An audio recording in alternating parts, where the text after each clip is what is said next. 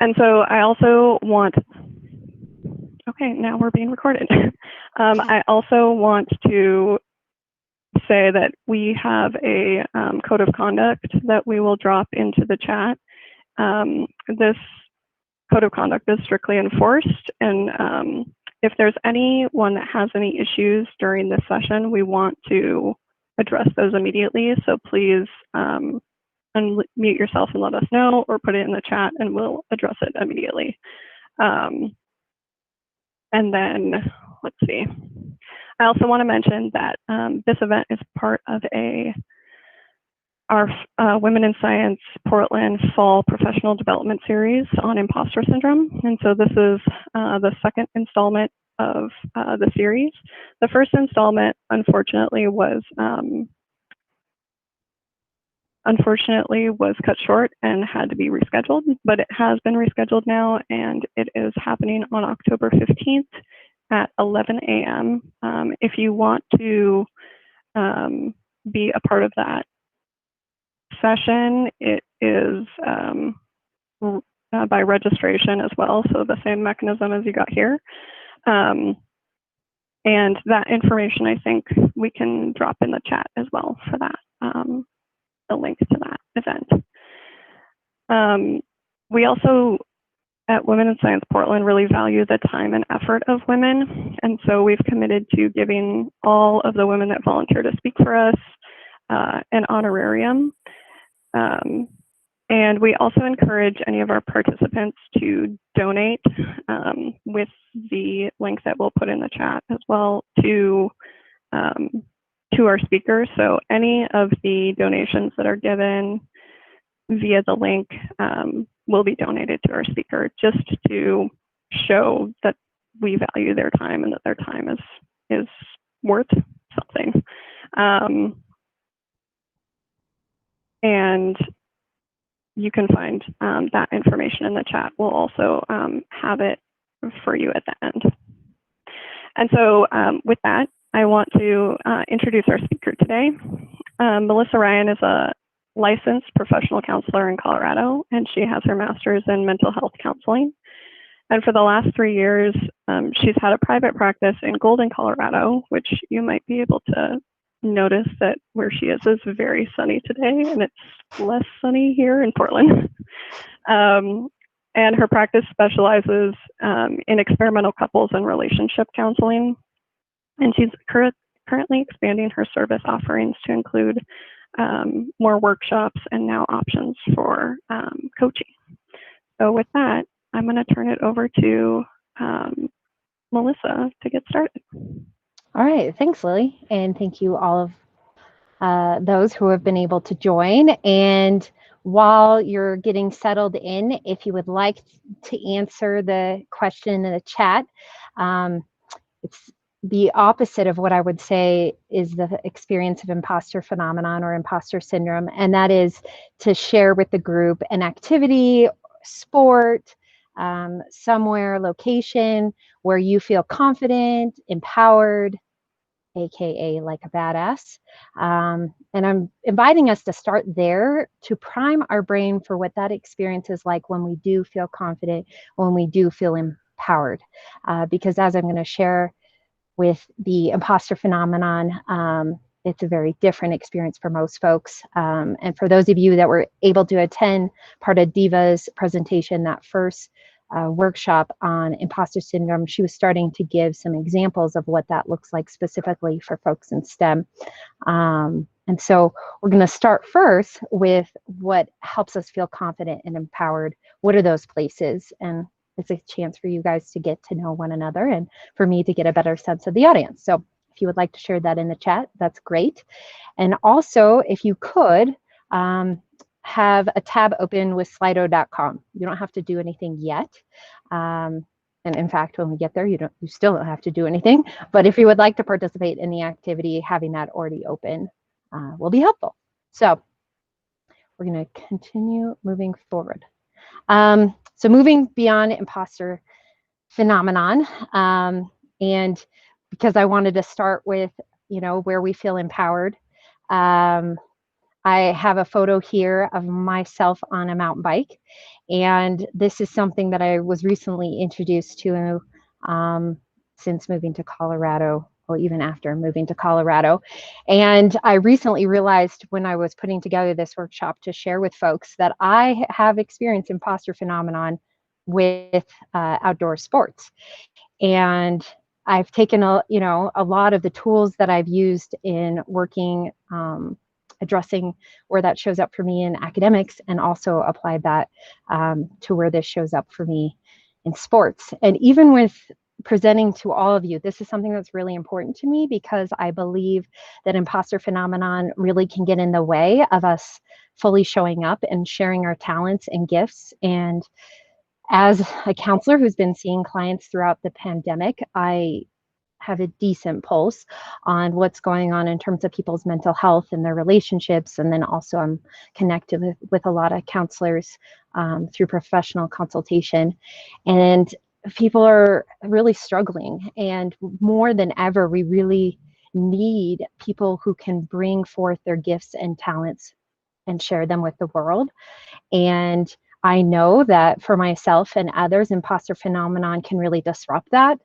And so I really want to offer what I've learned as tools and what I've seen work for clients, because I would love to see more people be able to move beyond this and really access their full potential and really show up in ways, because I think we face really big issues and we need all the talent we can get, is my thoughts. So that is why I am bringing this forward. So I like to start us off with just working agreements. So there's agreements already with WIS and their code of conduct. And then I'm going to present a couple other things that I want us to consider. So first of all, just because I'm a licensed professional counselor, this is not coaching or counseling. If at the end of the session you're like, I could really use some additional support, I can refer you to resources. So please, you can DM me or email me. My contact information will be available.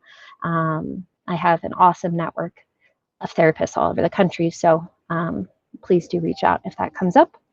And this adventure mindset is something that has always been something that I brought just, I think, as who I am, but it's something I'm more intentionally bringing to the work I do with clients. And I want to invite you guys into this. And with this, what I would say an adventure mindset is, for me, is this openness, curiosity. I imagine for a lot of you getting into the sciences, there was a component of an adventure mindset, this curiosity. You had wonder, you wanted to know more. Maybe you wanted to address a problem facing the human species or the environment or whatnot. And I imagine, at least initially, and I hope even to this present day, you experience a sense of excitement and interest and curiosity. And the thing about an adventure is there's an element of risk. And so what I'm going to invite you to do is kind of put aside any preconceived notions you have about imposter phenomenon, about counselors, and enter into this experience with me and the other folks on this call, and just be open to what you might learn about yourself and others on this call. And what we know is that learning doesn't take place when we're comfortable. One of my professors often said in grad school is that if you're comfortable, you're not growing. And for us to access that potential, we're going to have to experience a little bit of discomfort, and maybe a lot of discomfort. And so my goal is, when I'm working with clients or when I'm creating a space, that it's safe enough. It's safe enough that you're not in fight, flight, or freeze, that you're able to show up and share some level of yourself and vulnerability. And so that is my goal whenever I do work, and that's hopefully the agreement we can reach today. With that, the pass rule: if I ask something of you, you can always pass. And that's just about practicing good boundaries. So I encourage that. That helps you feel safe and create a good container for what we're going to talk about.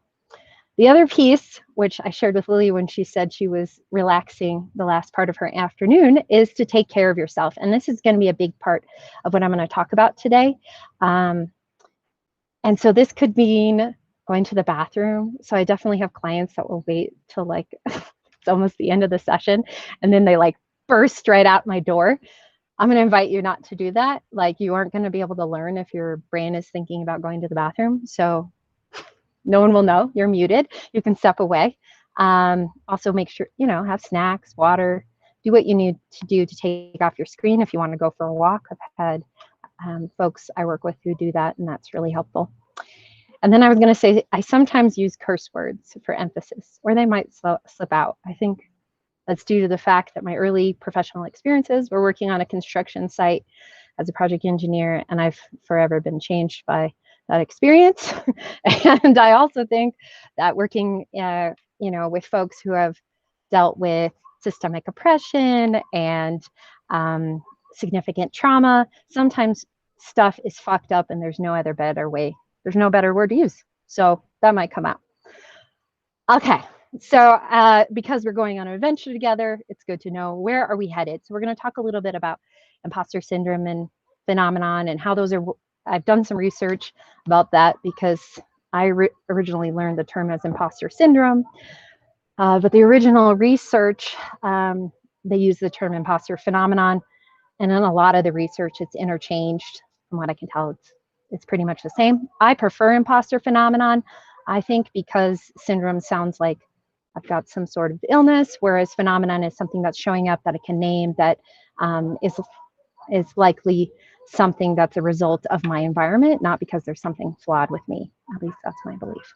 We're also going to talk about its impact on the nervous system. We're going to do an activity, which is why I invited you to have Slido, because we'll need that for part of the activity. We're going to talk about managing our energy and resources, and shifting the nervous system response. Probably going to be jam-packed, and we're going to do our best. So let's continue. So you probably all were doing things before you came on this call. And this is also how I start a lot of workshops. And with my clients, we begin by just checking in with the present and doing deep breaths, especially now when everything is so revved up, that getting us into the present moment. There's so much research about the power of meditation on the brain and our physiology. So that's where we're going to start. So I'm just going to invite you. If you want to close your eyes, you can. You can let them go soft. You can turn off your screen.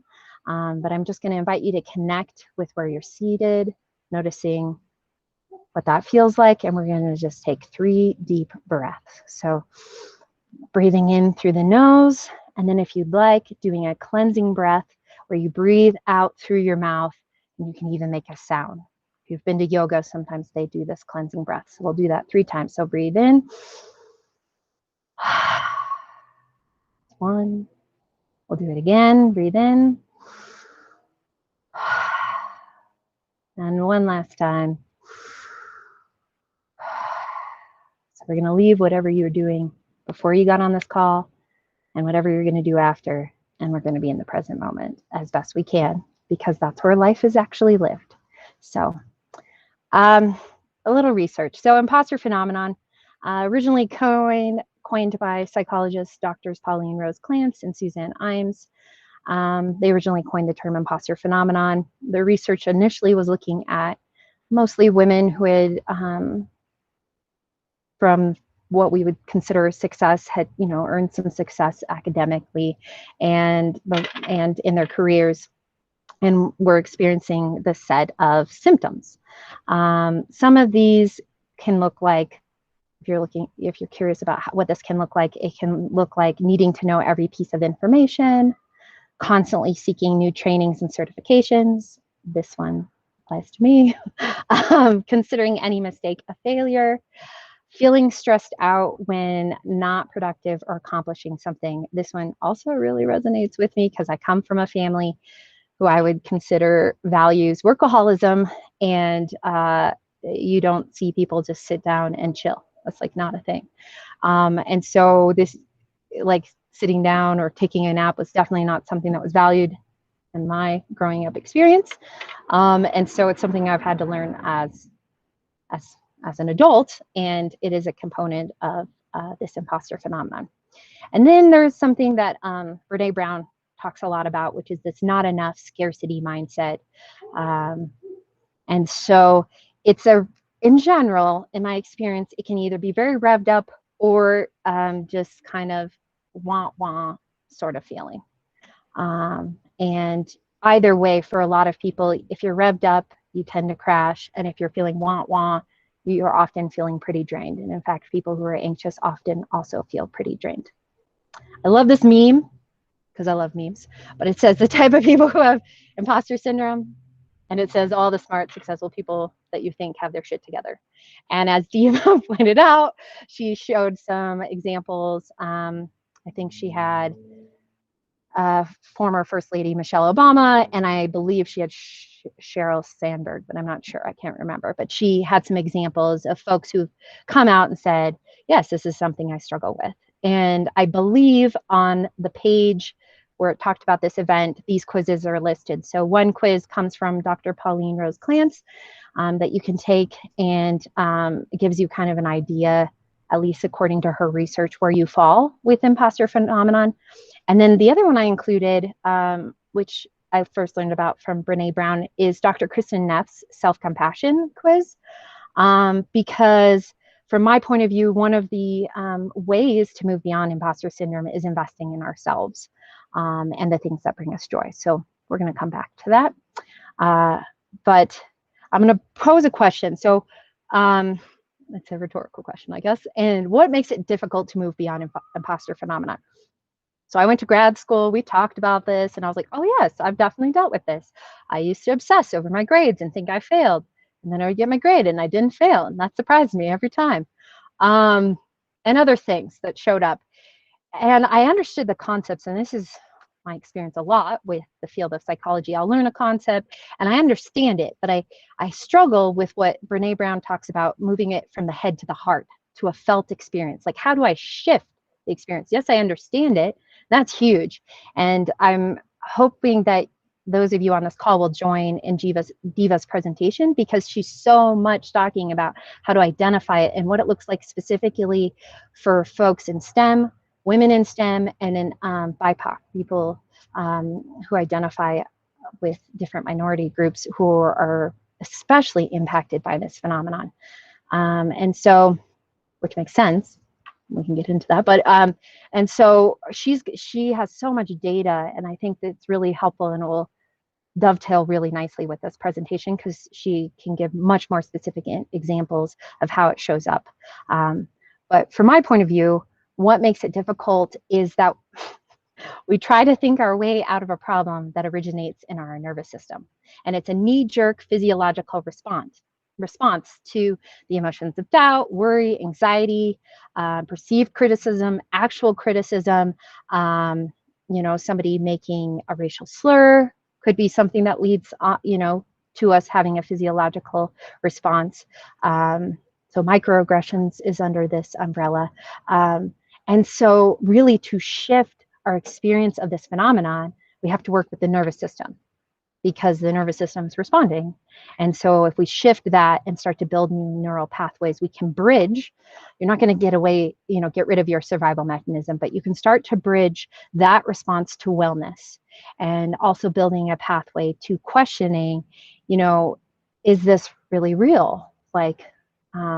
Maybe you check that out with your friends. Sometimes some of this work is really hard to do on our own when we're first building momentum.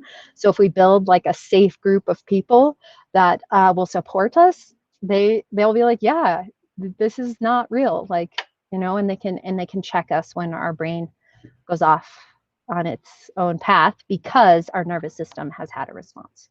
So the part of the nervous system that I want to speak to is the autonomic nervous system.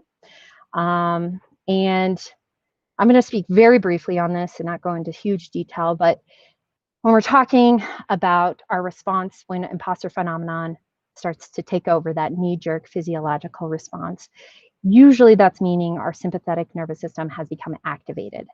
And what I explain to my clients is it's not like a conscious thing. It's not like because obviously the autonomic nervous system is happening automatically. It's not in our conscious awareness unless we bring our conscious awareness to it, right? So it's not like all of a sudden, somebody said this thing, and then you consciously make your nervous system respond the way it does.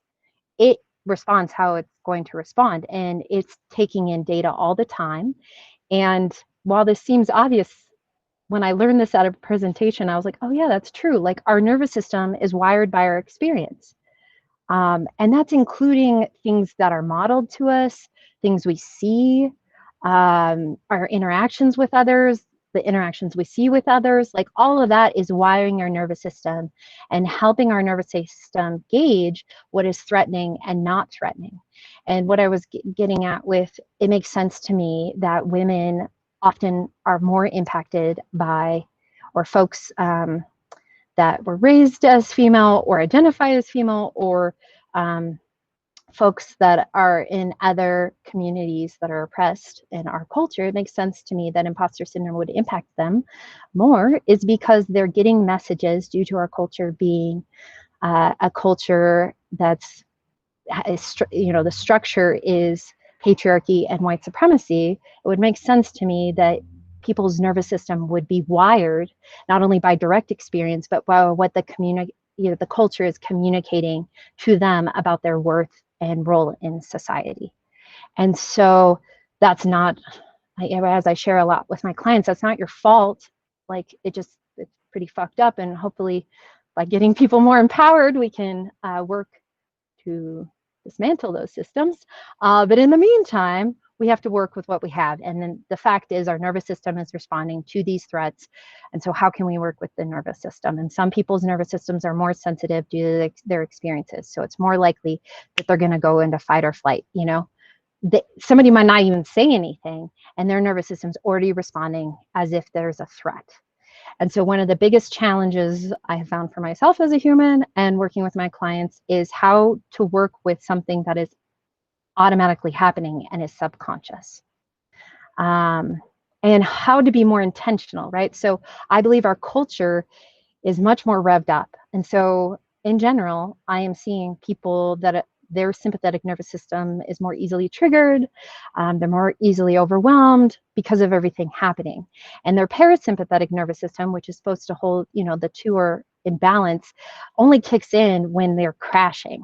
And like, I remember seeing this in college when people would be going, and then finals week, everyone gets sick.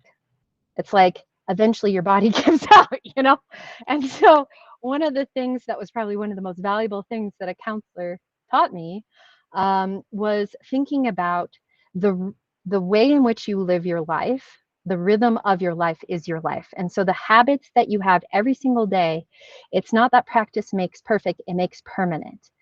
And I remember sharing with her, I was like, well, I don't like I'm working too much. I don't like my current daily life. Like, I just go. And then on the weekend, I'm crashing because my energy is giving out. And she's like, well, then you're going to have to shift and manage your energy and be mindful of that. And being intentional about giving space for the parasympathetic nervous system.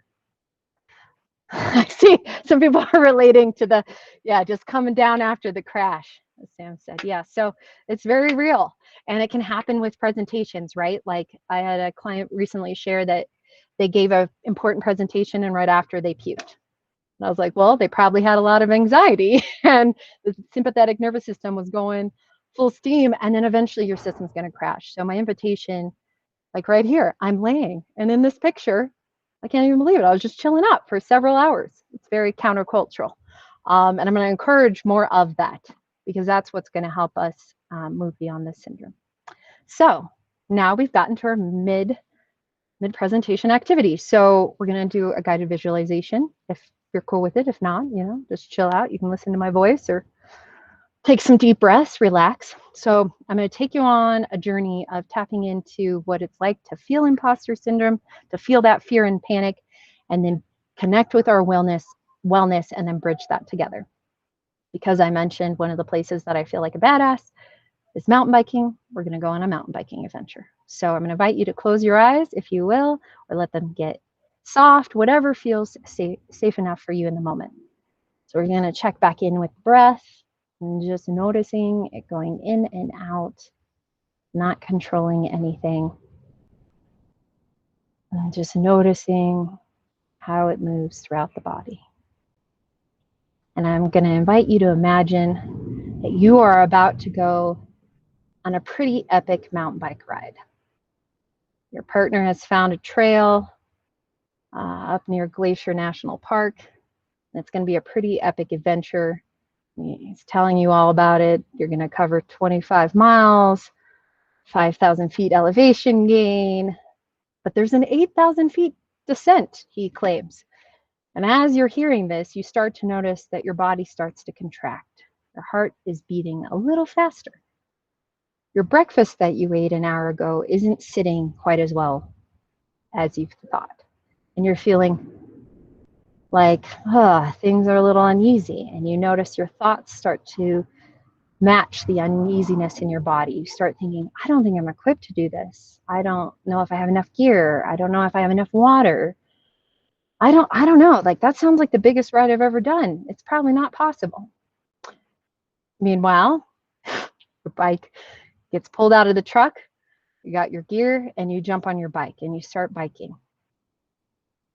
You're doing all right, but it starts getting hard, especially as you're pushing your bike up this mountain. It's rocky, you're having to walk it, the trail is slick and you're falling, and you also happen to be in grizzly country, as your brain so happens to mention to you. And so now you notice this feeling of anxiety taking over even more, and your heart is racing more and you're sweating more, and your thoughts are matching that experience. There's this panic that's starting to experience, and you're thinking, I don't think I can do this. I'm not going to make it. And at some point in this sensation that seems to be hijacking your nervous system and making it a lot harder to bike, there's a part of you deep down in the gut that is where your inner wisdom hangs out. And it is grounded, and it's enjoying the beauty of nature. And it's trying to communicate with this reptilian part of your brain that is telling you you're not going to be okay. And it's trying to soothe you and say, hey, like, you're outside, it's beautiful. Enjoy that.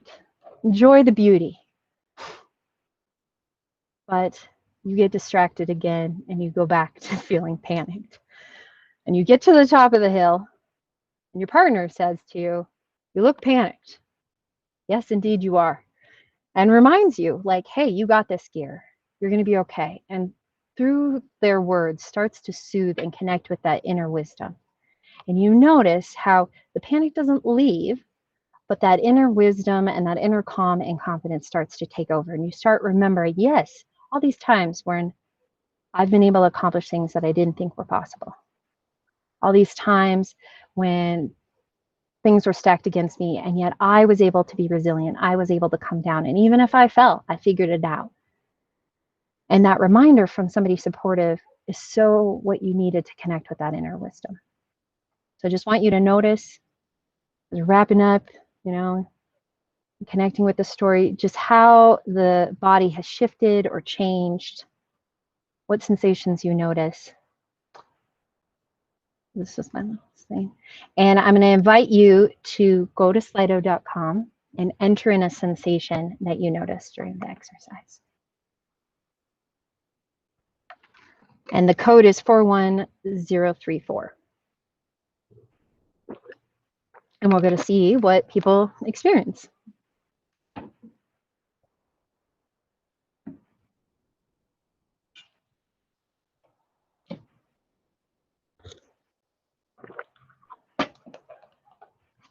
Stomach tightness, tension, tense,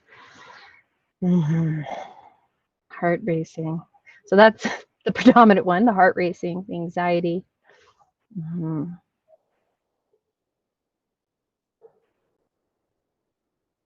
Chills.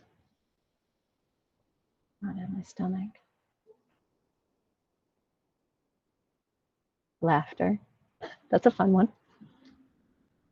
Some tension. So you're seeing what's coming up for folks, and a lot of folks are identifying with that tension, but there's some hope. There's things all over the place. Jaw clenching. Oh, yes. So just taking in what people is coming up. A lot of people identify with the tension, anxiety. This is a real experience, and I I did feel a lot of these things. And hopefully, what I think is interesting and why I wanted to refer to this visualization is I've done a lot on connecting with my somatic experience. And even then, like the part of me that's the observer part was having the hardest time calming down to the part of me that did not think I was going to make it, that thought would come back to the grizzly bear maybe eating me. Even though I don't know how realistic that was, this can be the case when you're doing activity, and it can most definitely show up when we are putting ourselves out there with our job. We can experience these same sensations because the brain doesn't know the difference between a grizzly bear and an emotional threat of feeling embarrassed, somebody criticizing us, putting something out there and your peers saying you did it wrong or that you didn't do your research correctly or whatever it is the same experience for the most part physiologically. And so if you can think of other experiences, if you're like, oh, my career, I don't know, I can't, it's hard for me to think about it, but if you can find other places in your life where you've been able to work with this experience of the nervous system taking over and then finding that wellness and then bridging the gap and being able to leverage that wellness, even on this ride, I didn't get rid of my anxiety, but I was able to work with it. It wasn't hijacking my experience. And another place where a lot of people, and myself included, experience imposter syndrome is anytime you put yourself out there. When I created my private practice and created a business, I've never felt more vulnerable, I don't think, in recent memory, because I'm putting myself out there. And anytime we're really going to show up and share our gifts, because that's so personal to who we are, there's a risk that we're not going to be well received. And so our brain knows that. And so it starts responding as if the threat is happening before we've even put our stuff out there. And so my invitation to you is to continue to work with, okay, yes, the body's experiencing this. And where do I feel wellness in the body? And how do I work with this? And how do I, with that place of wellness, question how accurate this hijacking of my nervous system is? Is it, what is the worst case scenario? Well, I mean, yes, your peers might say something critical. That's possible. And you probably are still going to have people that support you and love you. And so coming back to that and being able to put things into perspective is so huge. So for those of you that like Harry Potter, another little trick that I have here is there's a spell called the Bogart. And it's where what you're most afraid of manifests. And I believe the spell is ridiculous, but I don't know. I might be saying that wrong. My sisters were more into Harry Potter. I think it was a little bit after my time, but it's still really great. And, the idea here is that whatever you're facing, how can you, in your mind, visualize it as something more manageable? And actually, when I was growing up, this was a strategy that one of my parents introduced with scary dreams. You have this scary dream, and my parent would say, okay, when you go back to sleep, imagine how you can turn the scary dream into something manageable, like, maybe the shark now has a tutu or something. I don't know, just something goofy that's out of the ordinary that feels manageable. And I just recently learned that my parent that taught me this came up with this strategy because when he would have conversations, mostly at his work, that he didn't like how they went, he imagined what he would have liked as a good outcome and kind of really tried to embody what that would be like and visualize that. And then he took that information into his next conversations. And athletes use this all the time as a strategy, this ability to visualize what success would look like. And so I'm going to invite you to do that with success, but also with your fears. Like, how can you make it into something that's manageable? Because if you can name it, you can tame it. And then in this case, possibly transform it. So good, we're doing good with time. So one of the things that I brought up at the beginning, which is something so important in terms, from my point of view, of working with imposter syndrome, is managing our energy. Because when we're depleted, not only are we more likely to get sick and crash, I believe we're more sensitive to the environment, to, a slight comment our partner or somebody we love makes, normally if we're feeling really good, we may not even notice, or we're able to give them a generous interpretation.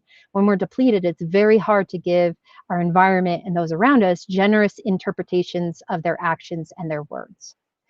And it's then, think about that, if it's hard to be generous of those around us, it's equally hard, maybe even harder, to be generous on ourselves when we make a mistake or we do something. So one of the ways to really move beyond imposter syndrome is to have way more energy and be operating as best you can from a place of feeling resourced and abundant, so that when things happen, it doesn't really impact you. And so one of the metaphors I like to use, because it makes sense to me, is, if you play a video game, there's usually a life bar, and you do things throughout the game, and it either adds to your life bar or takes away from your life bar. And I learned from a very brilliant friend that you could think of our brain like a lithium ion battery. And, when a lithium ion battery is only a little bit depleted, it takes hardly any energy to recharge it. But if you wait till it dies, as my partner has learned many times, it can take forever for it to even turn back on. And so we are very similar in that way, and so managing our energy is so key. It is not even like a luxury or something that we would think, oh, someday I'll get to that. It is like you have your own biome and your ecosystem. It requires that energy to be managed. And it's coming out more and more in the social justice movements how important this is. I just watched a talk with Kimberly Crenshaw, I believe is how you pronounce her last name. She's the woman who coined the term intersectionality. And her and the interviewer were talking about the importance of real, huge self-care, so that they can do the important work that they're doing. Like, that is just it's paramount to how they're able to show up. And so my invitation to you as another activity is to look at the things that help increase your energy throughout the day, the things that reduce your energy, and just be mindful of that. And my goal for everyone would be that you at least start and end with the same amount of energy. And you get extra credit, which, knowing that you all are academics, you maybe appreciate extra credit. You get extra credit if you end the day with more energy than you began, because then you go into the next day and the next day. There's a cumulative compounding effect. So just thinking about, where am I teach this to my clients, and so they talk about, one of my clients will be like, yeah, that totally drained my energy, I don't want to talk to that person anymore. And I was like, well, that's data, right? So this is really about understanding the data out there. And maybe you don't talk to that person very often because you know that it really takes away a lot of your life bar. So managing that so that you're much less susceptible to your nervous system hijacking you when somebody maybe does something shitty, because, well, people are pretty stressed out to the max, and I'm not making excuses, but it provides context, right? So more than likely something shitty might happen. And so if you're like in a place of abundance and resourcefulness, you're like, okay, whatever that person's doing them, or I'm going to step away, or maybe even holding somebody accountable takes a lot of energy. And so this is just one way to think about that. And another thing that I've noticed as far as what makes us susceptible to imposter phenomenon is how well our time and energy matches our priorities. Are we really living our values and priorities? And so this is a chart I did for myself, but I often have clients make like a pie graph of where they allocate their time and energy related to their priorities.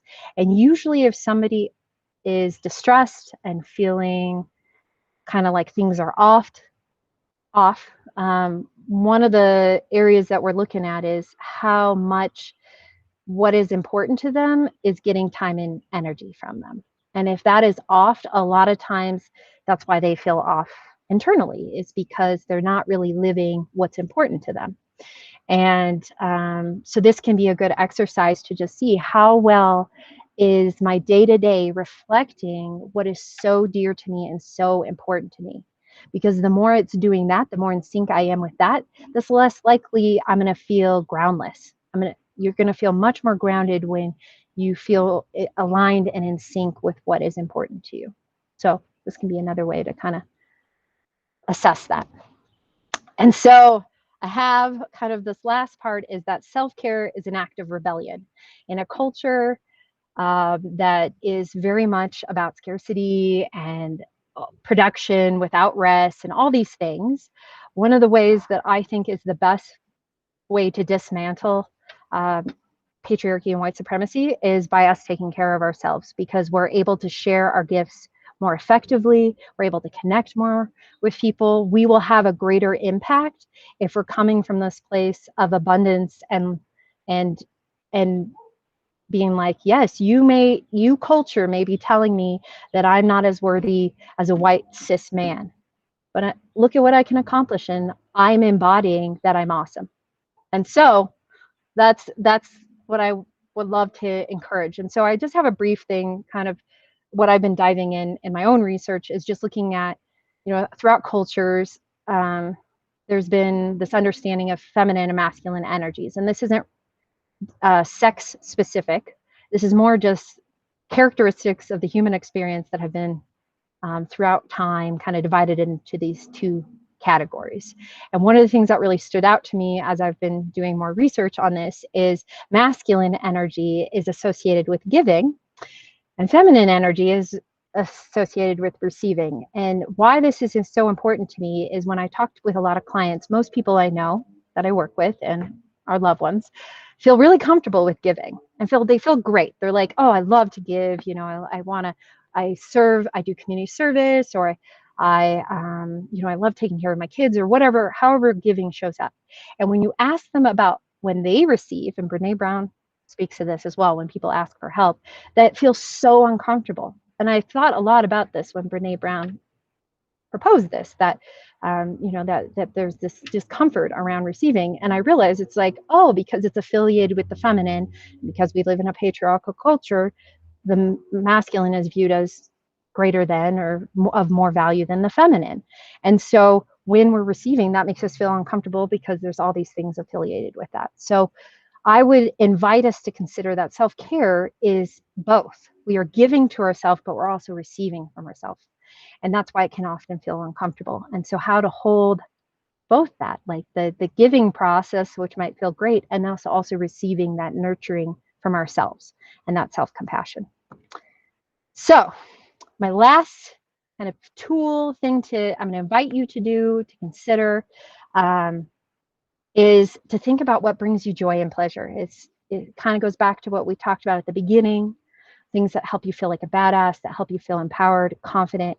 And I'm going to invite you to access as much of this as possible right now, because from my point of view, that's so necessary with what's going on in the world. And again, it shifts your experience, right? Practice doesn't make perfect, it makes permanent.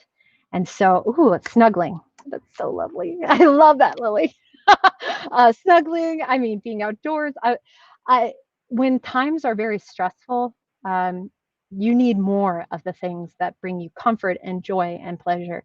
And not only accessing these, but savoring them, having that be a felt experience, because that shifts the nervous system, right? The more we can experience that wellness and feel into that, we create more wellness. And then we have greater capacity to access that when things are stressful. It builds our resilience. So I just wanted to end with this quote from Adrienne Maree Brown, who's written Emergent Strategy and Pleasure Activism, and she has a blog and such. And this quote is, "There is no way to repress pleasure and expect liberation, satisfaction, or joy." So from my point of view, this isn't just even a call to have less imposter phenomenon at your work.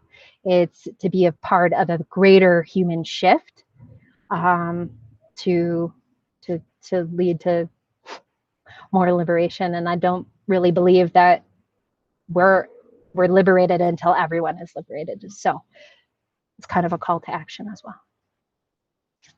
That is all. That's my info. Ooh, dancing. That one's a good one too. Yay, Melissa, that was so good. I wanted to just congratulate everyone on rebelling today, because this is your self-care for the day. I just want to congratulate all of you for being here. I want to open it up for questions, but before we do that, I'm going to stop the recording. Stopping recording.